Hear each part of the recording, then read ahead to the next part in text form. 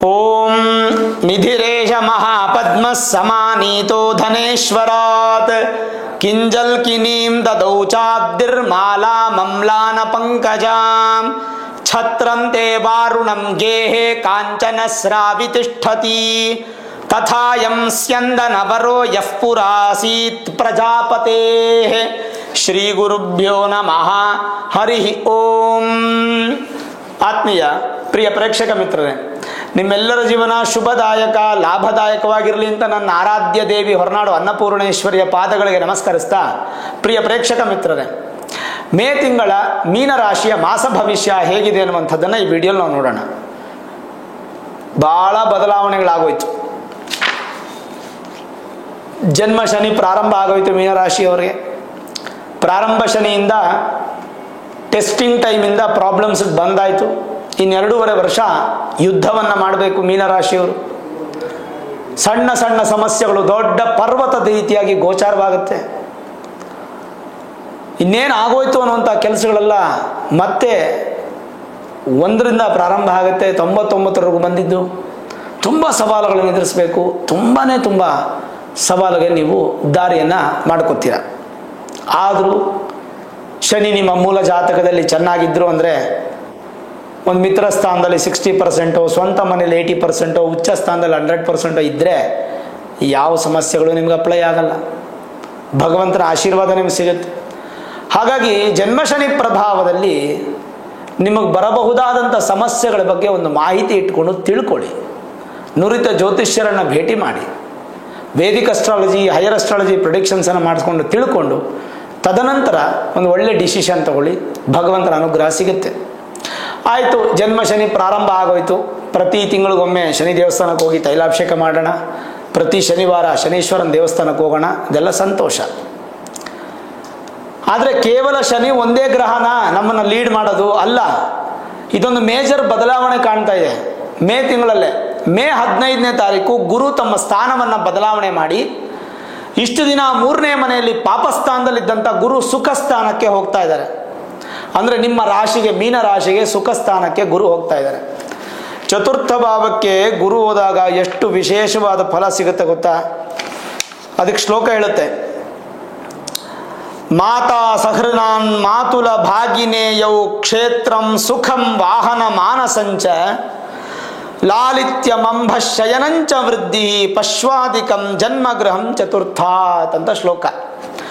ಇದರ ನಿರೂಪಣೆ ವಿವರ ಕೊಡುತ್ತೆ. ಏನಂದರೆ, 4ನೇ ಮನೆಯಲ್ಲಿ ಗುರು ಇದ್ದಾಗ ಗುರುವಿನಿಂದ ನಿಮ್ಮ ಕುಟುಂಬ ವೃದ್ಧಿ, ಕುಟುಂಬ ಸಂತೋಷ, ಹಲವಾರು ದಿನಗಳಿಂದ ವರ್ಷಗಳಿಂದ ಆಗದೇ ಇರತಕ್ಕಂಥ ಕೆಲಸಗಳು ಗುರು ಬದಲಾವಣೆಯಿಂದ ಈ ತಿಂಗಳಲ್ಲಿ ನಿಮಗಾಗತ್ತೆ. ಸುಖವನ್ನು ಪಡ್ತೀರಾ. ಗುರು ಹಣಕ್ಕೆ ಅಧಿಪತಿ, ಧನಾಧಿಪತಿ, ಗುರು ಸಂತಾನಾಧಿಪತಿ. ಹಣವನ್ನು, ಸಂತಾನವನ್ನು ಇಷ್ಟಾರ್ಥವಾಗಿ ನಿಮಗೆ ಕೊಡುವಂಥವನು ಗುರು.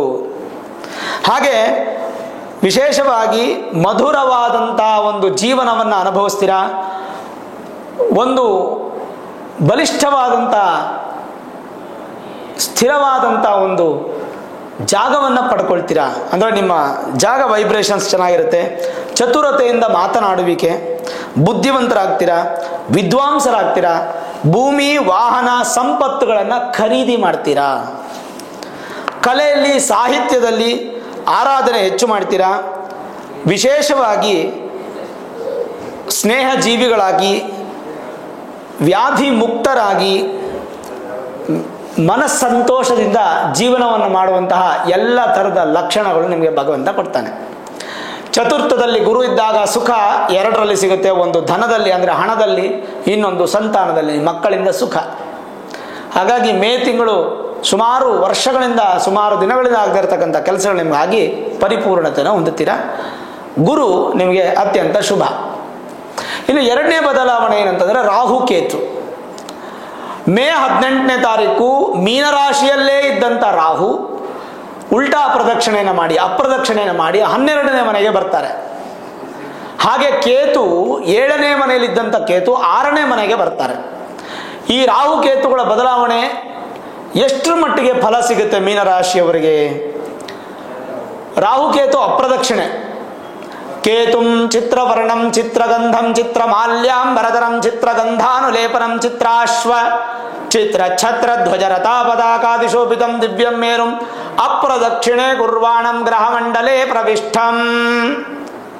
ಅಪ್ರದಕ್ಷಿಣೆ ಕುರ್ವಾಣಂ ಅಂದ್ರೆ ಉಲ್ಟಾ ಪ್ರದಕ್ಷಿಣೆ ಮಾಡುತ್ತೆ, ಗ್ರಹ ಮಂಡಲದಲ್ಲಿ ಪ್ರವೇಶ ಮಾಡುತ್ತೆ. ಹಾಗಾದ್ರೆ ಏನು ಫಲ ನೋಡೋಣ. 12ನೇ ಮನೆಗೆ ರಾಹು ಬಂದಾಗ ಯಾವ ಥರದ ಫಲ? ಪಾಪಂ ವ್ಯಯಂಚ ಪತನಂ ನಿರಯಂ ವಾಮಮಂಬಕಂ ಸ್ಥಾನಭ್ರಂಶಂಚ ವೈಕಲ್ಯಂ ದ್ವಾದಶೇನ ವಿಚಿಂತಯೇತ್ ಅಂತ ಶ್ಲೋಕ. ಇದರ ಅರ್ಥ 12ನೇ ಮನೆ ಕೇತು ವ್ಯಯದಲ್ಲಿದ್ದಾಗ ಅಥವಾ ರಾಹು ವ್ಯಯದಲ್ಲಿದ್ದಾಗ ಏನು ಫಲ? ಈಗ ನಮ್ಮ ರಾಹುಧನ ವ್ಯಯದಲ್ಲಿದೆ.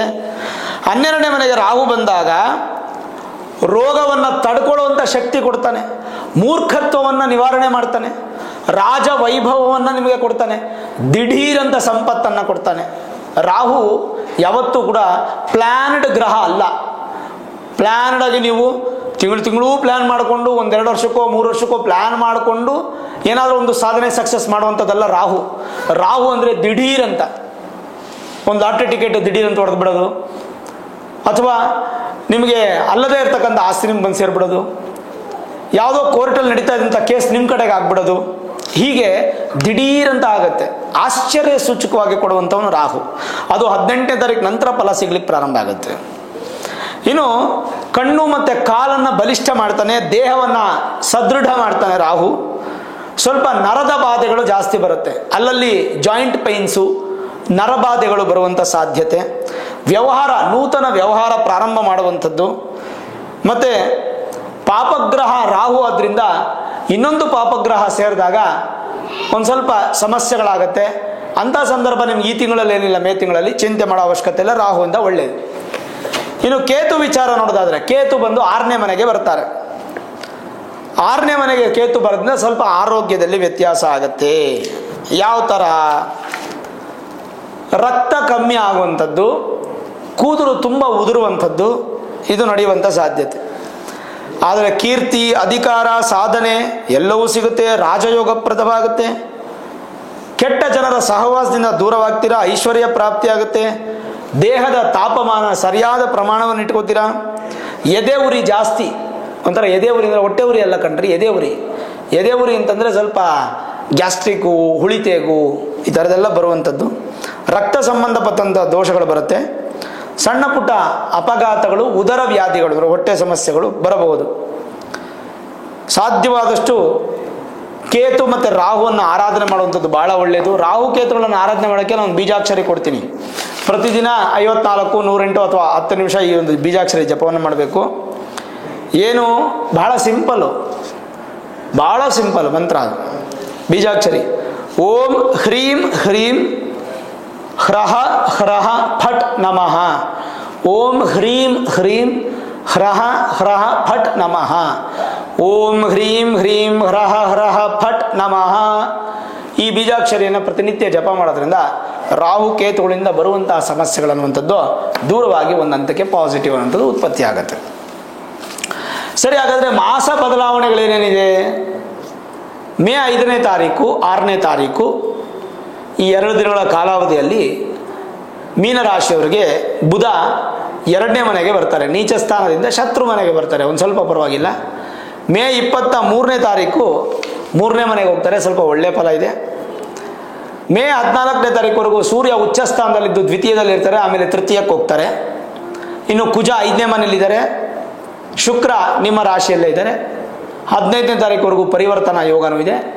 ತನ್ಮೂಲಕ ಒಂದು ಒಳ್ಳೆಯ ಸಂದರ್ಭ ನಿಮಗೆ ಕಾಣಬಹುದು. ಇದು ಮಾಸದ ಬದಲಾವಣೆಗಳಾದರೆ ಮಾಸದ ವಿಶೇಷತೆಗಳು. 2ನೇ ತಾರೀಕು ಶಂಕರಾಚಾರ್ಯರ ಜಯಂತಿ, ರಾಮಾನುಜಾಚಾರ್ಯರ ಜಯಂತ್ಯೋತ್ಸವ ಇದೆ. ಅದರ ಜೊತೆಗೆ ಭಾಳ ವಿಶಿಷ್ಟವಾಗಿ 4ನೇ ತಾರೀಕು ಭಗೀರಥ ಜಯಂತಿ, ಗಂಗಾ ಉತ್ಪತ್ತಿ ಆದಂಥ ದಿನ. ಅವತ್ತು ಗಂಗಾ ಸ್ನಾನ ಮಾಡುವಂಥದ್ದು ಭಾಳ ವಿಶೇಷ. ಮನೆಯಲ್ಲೇ ನೀರಿಗೆ ಗಂಗೆ ಸ್ಮರಣೆ ಮಾಡಿಕೊಂಡು ತಲೆಗೆ ಹಾಕ್ಕೊಳ್ಬೋದು. ಮೇ 7ನೇ ತಾರೀಕು ವಾಸವಾಂಬಾ ಜಯಂತಿ ಹಾಗೂ ನಿಮಿಷಾಂಬಾ ಜಯಂತಿ. ವಿಶೇಷವಾಗಿ ಶಕ್ತಿಯೋತ್ಸವ ಪ್ರಾರಂಭ ಆಗುತ್ತೆ. ಅವತ್ತು ಶಕ್ತಿ ಆರಾಧನೆ ಮಾಡೋದಕ್ಕೆ ಪರ್ವಕಾಲ. ಮೇ 8ನೇ ತಾರೀಕು ಬೃಹಸ್ಪತಿ ಗುರು ಜಯಂತಿ. ಅವತ್ತು ಗುರುಗಳನ್ನು ಆರಾಧನೆ ಮಾಡಿ. ಹೆಂಗೂ ನಿಮಗೆ ಗುರುಬಲ ಕಮ್ಮಿ, ಗುರು ಸುಖಸ್ಥಾನದಲ್ಲಿದ್ದಾರೆ, ಗುರುಬಲ ಕಮ್ಮಿ, ಗುರುವನ್ನು ಆರಾಧನೆ ಮಾಡಿ ಅವತ್ತು. ಇನ್ನು ಮೇ 11ನೇ ತಾರೀಕು ನರಸಿಂಹಸ್ವಾಮಿ ಜಯಂತ್ಯೋತ್ಸವ ಇರೋದ್ರಿಂದ ಅವತ್ತಿನ ದಿನ ಕೆಟ್ಟದ್ದು, ದೃಷ್ಟಿ, ಶತ್ರು ಇದೆಲ್ಲ ನಿವಾರಣೆ ಆಗಲಿ ಅಂತ ಆ ಸ್ವಾಮಿಯನ್ನು ದರ್ಶನ ಮಾಡಿ. ಅದು ಬಿಟ್ಟರೆ ಮಾಸದಲ್ಲಿ ಪೌರ್ಣಮಿ 12ನೇ ತಾರೀಕು ಬುದ್ಧ ಪೌರ್ಣಮಿ, ಮೇ 27ನೇ ತಾರೀಕು ಬಾದಾಮಿ ಅಮಾವಾಸ್ಯೆ, ಈ ಮಧ್ಯೆ ವಿಶೇಷವಾಗಿ 24ನೇ ತಾರೀಕು ಶನಿ ಪ್ರದೋಷ ಬರುತ್ತೆ. ಶನಿ ಶಿವರ ಆರಾಧನೆ ಮಾಡುವಂಥದ್ದು. ಪ್ರದೋಷ ಕಾಲೇ ಶಿವದರ್ಶನ ನಂದಿ ದರ್ಶನ ಅತ್ಯಂತ ಶುಭವಾನ್ ಭವತಿ. ನಂದಿ 2 ಕೊಂಬುಗಳ ಮಧ್ಯೆ ಶಿವನನ್ನು ದರ್ಶನ ಮಾಡಿ ಪ್ರದೋಷ ಕಾಲದಲ್ಲಿ ಸಂಜೆ ಕಾಲದಲ್ಲಿ 24ನೇ ತಾರೀಕು ಶನಿವಾರ ಆರಾಧನೆ ಮಾಡಿ ಬಹಳ ವಿಶೇಷವಾದಂಥ ಫಲವನ್ನು ಪಡೀತೀರ. ಸರಿ, ಈ ಮಾಸ ಭವಿಷ್ಯದಿಂದ ಸಣ್ಣ ಪುಟ್ಟ ಜನರಲೈಸ್ ವಿಚಾರಗಳಿಂದರೆ ಮಕ್ಕಳಿಂದ ಸಂತೋಷ, ಉದ್ಯೋಗದಲ್ಲಿ ಅಭಿವೃದ್ಧಿ, ಅನಿರೀಕ್ಷಿತ ಲಾಭ, ಆರೋಗ್ಯದಲ್ಲಿ ಸ್ವಲ್ಪ ಹುಷಾರು, ಮತ್ತು ಗುಪ್ತಾಂಗಗಳ ಸಮಸ್ಯೆ ಬರುವಂಥ ಸಾಧ್ಯತೆ. ಸಾಲ ಪಡೆಯೋದು ಹೋಗಲೇಬೇಡಿ, ಈಗ ಸಾಲ ಅವಶ್ಯಕತೆ ಇಲ್ಲ, ಯಥೇಚ್ಛವಾಗಿ ಭಗವಂತನ ಅನುಗ್ರಹ ಮಾಡುತ್ತೆ. ವಿದೇಶಿ ಯಾತ್ರೆ, ವಿವಾಹಕ್ಕೆ ಶುಭ, ಕುಟುಂಬದಲ್ಲಿ ಸೌಖ್ಯ, ಕುಟುಂಬ ವೃದ್ಧಿ, ಉದ್ಯೋಗದಲ್ಲಿ ಅಭಿವೃದ್ಧಿಯಾಗಿ ಸ್ಥಾನಪಲ್ಲಟಾಗಿ ಬೇರೆ ಉದ್ಯೋಗ ಸಿಗುವಂಥ ಸಾಧ್ಯತೆ, ಇರುವಂಥ ಉದ್ಯೋಗವು ಬಲವಾಗುವಂಥ ಸಾಧ್ಯತೆ. ವ್ಯಾಪಾರದಲ್ಲಿ ಕೊಂಚ ನಷ್ಟ ಆಗುತ್ತೆ, ಸ್ವಲ್ಪ ಎಚ್ಚರ ವಹಿಸ್ತಕ್ಕಂಥದ್ದು ಒಳ್ಳೆಯದು. ಹೊಸ ವ್ಯಾಪಾರ ಶುರು ಮಾಡೋದು ಈ ತಿಂಗಳು ಒಳ್ಳೆಯದಲ್ಲ. ಕಳೆದುಕೊಂಡಂಥ ಅಧಿಕಾರ ಮತ್ತು ವಸ್ತು, ಬಂಗಾರ ಅಥವಾ ಹಣ ಮತ್ತೆ ಪುನಃ ಸಿಗುವಂಥ ಸಾಧ್ಯತೆ. ಪ್ರಯಾಣ ಮಾಡಲು ಸ್ವಲ್ಪ ಮಟ್ಟಿಗೆ ಎಚ್ಚರಿಕೆಯಿಂದ ಮಾಡುವಂಥದ್ದು ಒಳ್ಳೆಯದು. ದೇವತಾ ಪ್ರತಿಷ್ಠಾ, ದೇವಾಲಯ ದರ್ಶನ ಇತ್ಯಾದಿಗಳಿಗೆ ಹೋಗಿ ಬರ್ತೀರಾ. ವಿದ್ಯಾಭ್ಯಾಸದಲ್ಲಿ ತೊಂದರೆ ಇಲ್ಲ, ರೈತರ ತೊಂದರೆ ಇಲ್ಲ. ಕೆಲವೊಂದಿಷ್ಟು ವಿಚಾರಗಳಲ್ಲಿ ಯಾವುದೇ ಸಮಸ್ಯೆಗಳಿದೆ. ಸಣ್ಣ ಪುಟ್ಟ ಕೆಲಸದಿಂದ ದೊಡ್ಡ ಪ್ರಮಾಣದ ಕೆಲಸದವರು ಉದ್ಯೋಗದಲ್ಲಿ ಪ್ರಗತಿ. ಸಣ್ಣ ಪುಟ್ಟ ವ್ಯಾಪಾರದಿಂದ ಅದ್ಭುತವಾದ ವ್ಯಾಪಾರದವರೆಗೂ ನಿಮಗೆ ಮಧ್ಯಮವಾದ ಫಲ. ಆಸ್ತಿ ವಿಚಾರದಲ್ಲಿ ಸ್ವಲ್ಪ ಎಚ್ಚರವಾಗಿರಿ. 5ನೇ ಮನೆಯಲ್ಲಿ ಕುಜ ನೀಚನಾಗಿರೋದ್ರಿಂದ ಆಸ್ತಿ ಖರೀದಿ ಮಾಡೋ ಸಮಯದಲ್ಲಿ ಸ್ವಲ್ಪ ವ್ಯತ್ಯಾಸಗಳಾಗುವಂಥ ಸಾಧ್ಯತೆ. ಕಾಗದ ಪತ್ರ, ಸಿಗ್ನೇಚರ್, ಬ್ಯಾಂಕಿಂಗು, ಚೆಕ್ಕು, ಆಂಡಿಮೆಂಟ್ಸು, ಸ್ಟ್ಯಾಂಪು ಈ ಥರದ್ದೆಲ್ಲ ಹುಷಾರಾಗಿರ್ತಕ್ಕಂಥದ್ದು ಒಳ್ಳೆಯದು. ಈ ತಿಂಗಳು ನೀವು ಪ್ರಯತ್ನ ಪಟ್ಟರೆ ತುಂಬ ಒಳ್ಳೆಯದು. ವೃದ್ಧರಿಂದ ಆಶೀರ್ವಾದ, ಅನುಭವಸ್ಥರು ನಿಮಗೆ ಸಿಗ್ತಾರೆ. ಭೂಮಿ, ಮನೆ ವಿಚಾರದಲ್ಲಿ ಸ್ವಲ್ಪ ಎಚ್ಚರವಾಗಿರಬೇಕಷ್ಟೇ. ಪಿತೃಗಳ ಆಸ್ತಿ ಲಭ್ಯವಾಗುತ್ತೆ. ಕುಟುಂಬದಲ್ಲಿ ಸೌಖ್ಯವಾಗಿ, ಸಾಲ ಕಡಿಮೆ ಆಗುವಂಥದ್ದು. ಒತ್ತಾಯಪೂರ್ವಕವಾಗಿ ನಿಮಗೆ ಯಾವ ಕೆಲಸಗಳು ನಿಮಗೆ ಆಗೋದಿಲ್ಲ. ಬಟ್ ಭಗವಂತನ ಆಶೀರ್ವಾದ, ಮೇ ತಿಂಗಳು ನೀವು ಅತ್ಯಂತ ಸಂತೋಷ ಪಡುವಂತಹ ಮಾಸ. ಮೀನರಾಶಿಯವರಿಗೆ ಮೇ ತಿಂಗಳು ಅತ್ಯಂತ ಸಂತೋಷ ಪಡುವಂಥ ಮಾಸ. ಮೂಲ ಜಾತಕವನ್ನು ಒಮ್ಮೆ ತೋರಿಸ್ಕೊಳ್ಳಿ. ರಾಹುಕೇತುಗಳು ಏನಾದರೂ ಬಲಹೀನರಾಗಿದ್ದಾರಾ ಮೂಲ ಜಾತಕದಲ್ಲಿ ತೋರಿಸ್ಕೊಳ್ಳಿ. ಬಲಹೀನರಾಗಿದ್ದರೆ ಪರಿಹಾರ ಮಾಡ್ಕೊಳ್ಳಿ. ಬಲವಾಗಿದ್ದರೆ ಖಂಡಿತ ಪರಿಹಾರ ಬೇಡ. ಗುರುವಿನ ಅನುಗ್ರಹ ಸಿಗುತ್ತೆ, ಸುಖಸ್ಥಾನ. ಜನ್ಮಶನಿ ಪ್ರಭಾವದಿಂದ ಶನಿ ಆರಾಧನೆ ಮಾಡಿ. ಇನ್ನೇನೂ ಅವಶ್ಯಕತೆ ಇಲ್ಲ. ಭಗವಂತನ ಆಶೀರ್ವಾದ ಅನ್ನುವಂಥದ್ದು ನಿಮ್ಗೆ ತೃಪ್ತಿಯಾಗಿ ಸಿಕ್ಕಿ ಸಂತೋಷದ ಜೀವನವನ್ನು ನಡೆಸುವಂಥ ಯೋಗ ಭಾಗ್ಯತೆಗಳನ್ನು ಖಂಡಿತವಾಗಲೂ ಭಗವಂತ ನಿಮಗೆ ಕೊಡ್ತಾನೆ. ಧೈರ್ಯವಾಗಿರಿ, ಇಷ್ಟಾರ್ಥಗಳು ನೆರವೇರುತ್ತೆ. ಮೀನರಾಶಿಯವರಿಗೆ ಪರಿಹಾರ ಅಂತ ನಾನು ಕೊಡೋದಾದರೆ ನಿಮಗೆ ಒಂದು ಸಣ್ಣ ಪುಟ್ಟ ಪರಿಹಾರ ಕೊಡಬೇಕು, ದೊಡ್ಡ ಪರಿಹಾರ ಇಲ್ಲ. ಈಗಾಗಲೇ ಶಿವನ ದೇವಸ್ಥಾನಕ್ಕೆ ಹೋಗಿ, ಶನಿ ದೇವಸ್ಥಾನಕ್ಕೆ ಹೋಗಿ ಅಂತೆಲ್ಲ ಹೇಳಾಯ್ತು ನಾನು. ಅದು ಬಿಟ್ಟರೆ ಇನ್ನು ದೊಡ್ಡ ಪರಿಹಾರ ಅಂತಕ್ಕಂಥದ್ದು ಏನೂ ಹೆಚ್ಚಾಗಿ ಕಾಣ್ತಾ ಇಲ್ಲ. ಆದರೂ ಕೂಡ ನಿಮಗೆ ನಾನು ಒಂದು ಪರಿಹಾರ ಕೊಡ್ಬೋದು. ಏನಪ್ಪ ಅಂತಂದರೆ, ಗಂಡ ಬೇರುಂಡ ನೃಸಿಂಹ ಕವಚಂ ಅಂತ ಹೇಳಿ ಅದರ ಮಂತ್ರ. ಗಂಡ ಬೇರುಂಡ ನೃಸಿಂಹ ಕವಚಂ. ಸಿಕ್ಕಿಲ್ಲ ಅಂತಂದರೆ ಯೂಟ್ಯೂಬಲ್ಲಿ ನೃಸಿಂಹ ಕವಚಂ ಅಂತ ಹಾಕಿ ಸಿಗತ್ತೆ. ಅದನ್ನು ನಿತ್ಯ ಕೇಳೋದ್ರಿಂದ ಒಳ್ಳೆಯದು. ರಾಹುಕೇತುಗಳಿಗೆ ಬೀಜಾಕ್ಷರಿ ಕೊಟ್ಟಿದ್ದೀನಿ. ಶನಿವಾರ ದೇವಸ್ಥಾನಕ್ಕೆ ಹೋಗಿ ಬನ್ನಿ, ಶಿವನ ದೇವಸ್ಥಾನಕ್ಕೆ ಅಥವಾ ಶನಿ ದೇವಸ್ಥಾನಕ್ಕೆ. ತಿಂಗಳಿಗೊಮ್ಮೆ ತೈಲಾಭಿಷೇಕ ಮಾಡಿಸಿ, ಭಗವಂತ ನಿಮಗೆ ಅನುಗ್ರಹ ಮಾಡ್ತಾನೆ. ನೋಡಿದ್ರಲ್ಲ ವೀಕ್ಷಕರೇ, ಮೀನರಾಶಿಯವರಿಗೆ ಮೇ ತಿಂಗಳ ಮಾಸ ಭವಿಷ್ಯ ಹೇಗಿದೆ ಅಂತ, ರಾಹುಕೇತು ಹಾಗೂ ಗುರು ಬದಲಾವಣೆ ಕುರಿತಂಥ ವಿಚಾರಗಳೆಲ್ಲ ತಿಳಿಸ್ಕೊಟ್ಟೆ, ಪರಿಹಾರಗಳು ತಿಳಿಸ್ಕೊಟ್ಟೆ.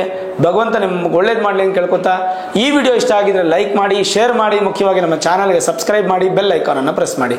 ಪ್ರತಿನಿತ್ಯ ನಾನು ಪೂಜೆ ಮಾಡುವಂತಹ ನನ್ನ ಆರಾಧ್ಯ ದೇವಿ ಹೊರನಾಡು ಅನ್ನಪೂರ್ಣೇಶ್ವರಿಯ ಆಶೀರ್ವಾದ, ಅನುಗ್ರಹ ಸದಾಕಾಲ ಮತ್ತೊಮ್ಮೆ ನಿಮ್ಗೆ ಸಿಗಲಿ ಅಂತ ಪ್ರಾರ್ಥನೆ ಮಾಡ್ತಾ, ಸರ್ವೇ ಜನಾಃ ಸುಖಿನೋ ಭವಂತು, ಸಮಸ್ತ ಸನ್ಮಂಗಳ ನಿಭವಂತು.